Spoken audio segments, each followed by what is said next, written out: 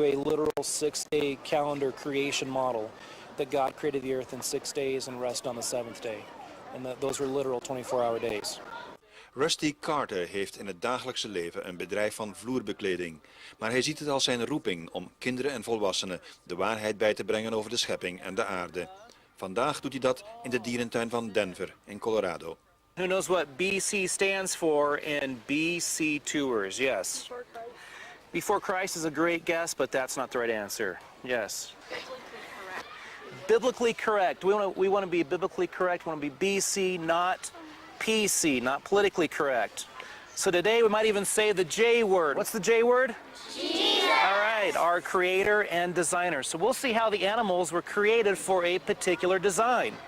Vandaag begeleidt Rusty een groep uit een privéschool, waar de kinderen een strikt religieuze opvoeding krijgen. Ze groeien op met de Bijbel en op de meeste vragen kennen ze al het antwoord. Who thinks you guys were created with a purpose in mind? Okay, the Bible says we are created in God's image.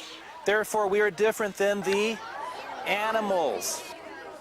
In the public school, kids are taught that animals evolve and that we came from the animals. So we want to teach people that we're created in God's image. We have a purpose, we have a design, we have self-worth because we're created in God's image.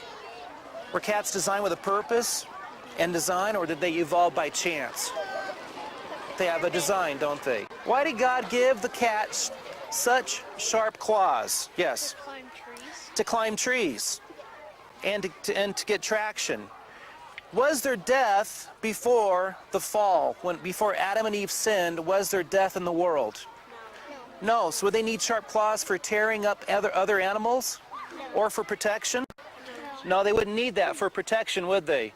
So sharp claws were for climbing and traction before the fall, before Adam and Eve sinned. And then after Adam and Eve sinned, there was death in the world. And then at that time, would they use their sharp claws for tearing and shredding meat? Do you think God, because he knows all things and he knew man was going to sin, and he knew that the animals would have to run fast, do you think he might have had that in mind when he created them that way at all? That's a good question. Did God create animals knowing that there would be death and destruction and sin? What do you guys think? Yes. Actually, I don't think that he created animals to have this in mind. I don't think God said, well, there's going to be sin one day, so I better give these animals some sharp teeth and sharp claws. I could be wrong about that, but I don't think that's what he did. I think God gave the animals everything they needed to be perfect and to be designed perfectly to survive in a perfect world or a less perfect world. Is this a religion class or a science class? This is for science, and you know, God is into everything, so we correlate everything with how he created things and for what purpose. Why were the animals created with color and design and stripes and all kinds of beautiful patterns? Yes. For us to enjoy them. For us to enjoy them. God gave them for us to enjoy and for us to give the glory back to God for giving us such beautiful creatures. Okay, follow me guys, onward and upward. I like the emphasis of how God designed us. Shouldn't children be exposed to both sides? They are. In our school, they are exposed to both sides. But we believe the Bible as the authority as to what we believe. And if it contradicts what the Bible says, then it is not true.